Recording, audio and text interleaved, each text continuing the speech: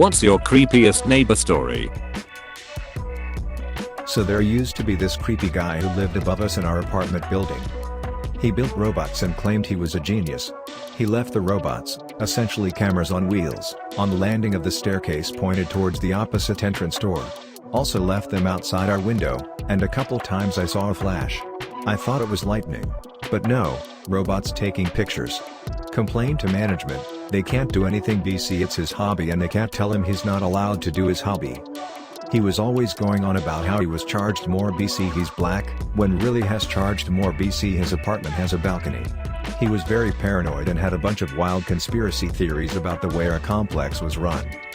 Oh yeah, and has a pedophile and a rapist. The woman across the hall from us told us how he touched her young daughter inappropriately and tried to pick her up while holding her butt. She's like 9 years old.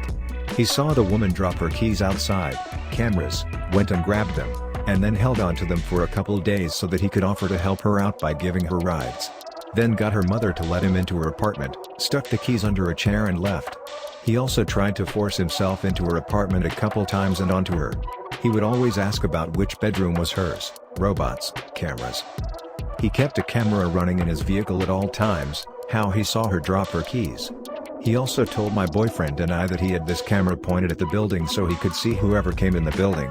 We had a guy break into our laundry room and get all the money from the machines. He used this as an excuse to have the camera. It would always be pointed to one of two specific windows of our building, if not at the door, and neither was his window. Told management, they can't tell him what he can have in his car, and also he said he wasn't recording, a lie, so Therese nothing they can do. Oh yeah, his girlfriend has a teen daughter who will not be around him. I saw her sitting on the stairs once and she heard him coming and fucking booked it out of the building. She doesn't live with them, for I assume her own safety. It all came to a head when we had to get sprayed for bugs. If you didn't prep your apartment how they needed it, they were going to charge you for the visit. Well, he didn't prep anything and there were a few other people who didn't either and they all ended up getting evicted. Turned out the guy put locks on the doors inside his apartment so they couldn't get in anywhere. But he of course claimed they were just trying to get rid of all the black people in the complex. Not true. Like 80% of the people here are black and they had good reason to kick him, specifically, out. I'm so happy he's gone. It's so much nicer here without him. We lived in a very white trash trailer park. A neighbor man that lived in a trailer across the street, had a trash can fire pit and somehow convinced 6-year-old me to sit with him and talk with him until after dark while he drank at the fire pit. When I got up to leave, he begged me to stay and I told him I was going to check in and come back, ran home and stayed in the house a lot for the rest of the time we lived there. He turned out to be murderer, killed the dude next door for screwing his wife and hid the hammer under his kitchen sink.